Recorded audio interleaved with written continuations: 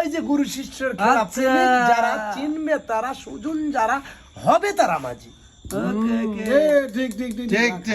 এমনি মুখের কথা কস, পাঁচটা একসাথে সাগর বেটা গেলু আর বমি করলু, তোর কি ভক্ত হবি? মারবি লাত্তি, এই লটির বেটা যা। বমি করলে হবে না, বমি বন্ধ করা লাগে। ঠিক ঠিক রাগ করলা?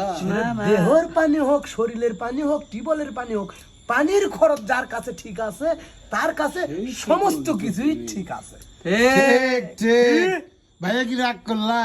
মাথা খারাপ রাগ করমু। বাংলাদেশে দল শুধু দুটাই, আওয়ামী লীগ, বিএনপি।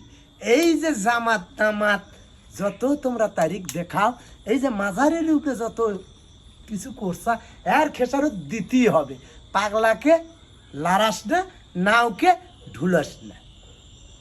আচ্ছা গুরু, ওই যে তাহলে কাম সূত্রে কেমনে একটা লং টাইম থাকা যাবে, এর উপরে একটা ব্যাখ্যা। এর উপরে দমের উপর ব্যাখ্যাটা। দিতে গেলে দম। আমি পাগলা কিছু জানি না, নাম দিছে আমার বাবু পাগলা। এখন কথা হচ্ছে এর উপরে যদি কবার যায়, এই হুজুররা কবি এই সাগর বেটা ইসলাম বিরোধী এক কুবিয়া মারো। মারো। অতএব গোপন গোপনের জায়গায় থাক, যাই যেইটুক জানো সেইটুকুই মানো, রাসূলের তরিক অনুযায়ী চলো।